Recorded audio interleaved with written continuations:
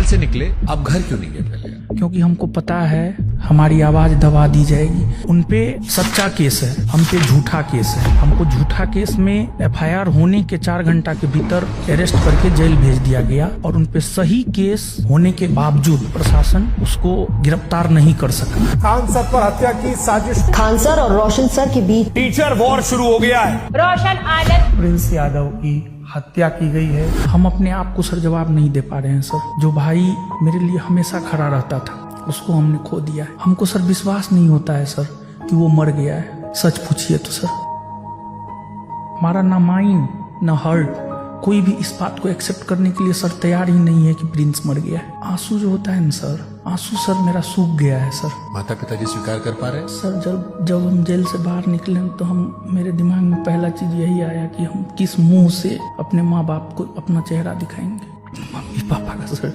याद आता है तो सर एक ही सवाल मन में उठता है कि उसको क्या जवाब दे, क्या मुंह दिखाए। जिस मम्मी पापा हम पे भरोसा करके भाई को मुंह तक दिखाने के लायक नहीं है सर।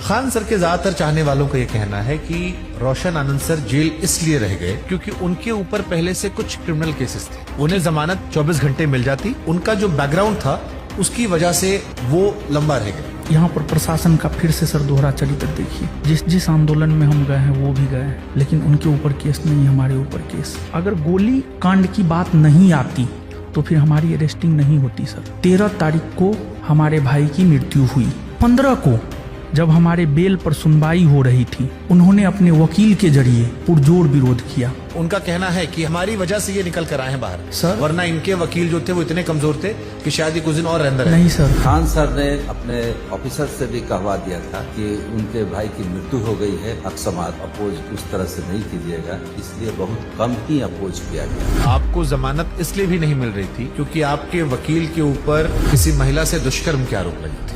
आप खान सर को दोषी क्यों मानते हैं इस घटना के लिए? 2 जून को अगर वो मीडिया में आकर के ये स्टेटमेंट नहीं देते कि गोली चला है तो हमारा भाई पटना में ही रहता। पूरी तरह से इतनी गोली चलाने लगे 10 मिनट में 8-10 राउंड तो हम देखे हैं यहाँ पे। नेपाल जो पुलिस है उसने अभी भी उनके 4-5 दोस्त जो थे उनको शायद हिरासत में रखा है। यहाँ दोबारा पोस्टमार्टम नहीं हुआ। किसी ने कहा आंख के ऊपर चोट का निशान था, दूसरा अधिक शराब पीने की वजह से जिक्र हो रहा था। सर मेरा भाई था, हमारे साथ रहता था, हमको पता है शराब नहीं पीता था सर। उनके 2 दोस्तों में एक दोस्त जिसका नाम शायद रोशन है, कुछ लोग उन पर भी शायद शक जता रहे थे। जब आप जेल से बाहर निकले तो रोशन आनंद सर